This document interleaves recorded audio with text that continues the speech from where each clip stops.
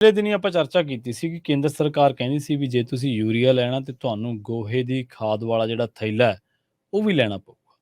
ਹੁਣ ਸੁਣਦੇ ਆ ਵੀ ਉਹ ਫੈਸਲਾ ਵਾਪਸ ਲੈ ਲਿਆ ਕੇਂਦਰ ਸਰਕਾਰ ਨੇ। फैसला वापस लिया नहीं प्रवीण जी, फैसला वापस करवाया।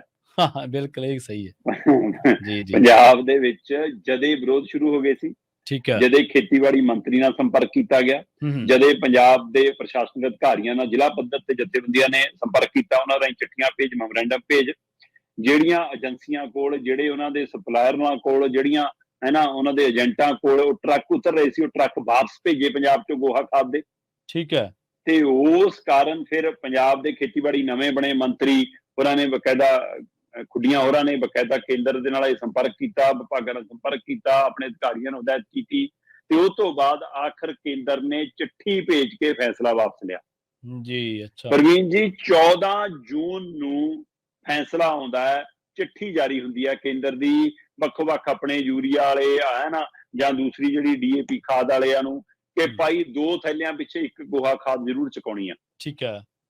2 ਯੂਰੀਆ ਦੇ ਥੈਲੇ ਚੱਕੋ, ਨਾਲ 1 ਗੋਹੇ ਦੀ ਖਾਦ ਦਾ ਥੈਲਾ ਜ਼ਰੂਰ, DAP ਦਾ 2 ਥੈਲੇ ਚੱਕੋ, 1 ਗੋਹੇ ਦੀ ਖਾਦ ਜ਼ਰੂਰ। 300 ਰੁਪਇਆ ਪ੍ਰਤੀ ਥੈਲਾ ਦੇਣਾ ਹੀ ਪੈਣਾ ਜੀ।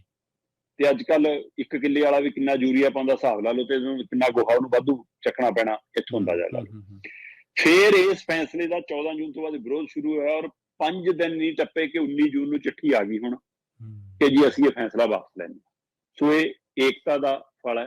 ਸੋ ਇਸ ਲਈ ਇਸ ਮਸਲੇ ਨੂੰ ਸਮਝਣ ਦੀ ਲੋੜ ਹੈ ਕਿ ਚਾਹੇ 3 ਖੇਤੀ ਵਾਲੇ ਮਾਮਲੇ 'ਚ 385 ਦਿਨ ਬੈਠ ਕੇ ਲੜਨਾ ਪਿਆ ਹੋਵੇ, ਚਾਹੇ ਆ 5 ਦਿਨਾਂ 'ਚ, ਜਦੋਂ ਏਕੇ ਨਾਲ ਲੜੋਗੇ ਤਾਂ ਹਮੇਸ਼ਾ ਜਿੱਤੋਗੇ। ਜੇ ਹੁਣ ਜਿਹੜੇ ਮਸਲੇ ਪੰਜਾਬ ਮੂਹਰੇ ਚੁਣੌਤੀ ਬਣ ਕੇ ਖੜੇ ਨੇ, ਜੇ ਸਾਰੇ ਇੱਕ ਤਰ੍ਹਾਂ ਦੀ ਰਾਏ ਬਣਾ ਲੈਣ ਤਾਂ ਜਿਹੜੀ ਮਰਜ਼ੀ ਸਰਕਾਰ ਹੋਵੇ, ਚਾਹੇ ਸੂਬਿਆਂ ਦੀ ਹੋਵੇ ਚਾਹੇ ਕੇਂਦਰ ਦੀ ਹੋਵੇ, ਉਸ ਨੂੰ ਮੋੜਾ ਕੱਟਣਾ ਪੈਂਦਾ।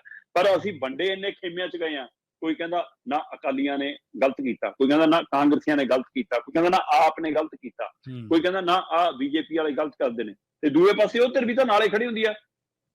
ਕੀਤਾ ਚਾਹੇ ਗਲਤ ਹੋਵੇ ਪਰ ਉੱਚੀ ਦੇ ਕੇ ਕਹਿਣਾ ਨਾ ਬਾਈ ਅਸੀਂ ਤਾਂ BJP ਨਾਲ ਆ, ਨਾ ਅਸੀਂ ਤਾਂ ਅਕਾਲੀਆਂ ਦੇ ਨਾਲ ਖੜੇ ਹਾਂ, ਤਾਂ ਖਾਨਦਾਨੀ ਅਕਾਲੀ ਹੁੰਦੇ ਆ। ਲੈ ਅਸੀਂ ਤਾਂ ਨਵੇਂ ਝਾੜੂ ਵਾਲੇ, ਅਸੀਂ ਕਿਵੇਂ ਵਿਰੋਧ ਕਰ ਲਾਂਗੇ, ਖਬਰ ਕੱਲ ਸਾਡੀ ਵੀ ਝੋਲੀ ਕੁਛ ਗਿਰ ਜਾਵੇ।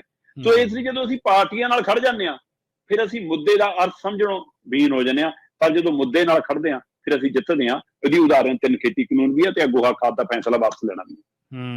ਜੀ। ਕਦੇ ਇਉਂ ਲੱਗਦਾ ਹੈ ਸ਼ਰਮਾ ਜੀ ਵੀ ਕੇਂਦਰ ਸਰਕਾਰ ਨਾ ਟੀਕੇ ਲਾ ਕੇ ਵਹਿੰਦੀ ਹੈ ਕਿਸਾਨਾਂ ਤੇ ਮਜ਼ਦੂਰਾਂ ਦੇ। ਜਿਹੜਾ ਚੱਲ ਜਾਂਦਾ। ਹਾਂਜੀ, ਜਿਹੜਾ ਝੱਲ ਲਿਆ ਕਿਸੇ ਨੇ ਝੱਲ ਲਿਆ, ਨਹੀਂ ਤਾਂ ਕਿੰਨੇ ਚੱਲੀ ਹੋ ਜਾਂਦੇ ਨੇ। ਹੁਣ BSF ਨੂੰ ਕੰਟਰੋਲ ਚੱਲੇ ਗਿਆ ਨਾ। ਜੀ। ਚੱਲ ਗਿਆ, ਅਗਲਾ ਦਾ ਅੱਧਾ ਪੰਜਾਬ ਕੰਟਰੋਲ ਕਰ ਲਿਆ ਬਿਨਾਂ ਜਿੱਤਿਆਂ BJP ਨੇ। ਜੀ ਬਿਲਕੁਲ।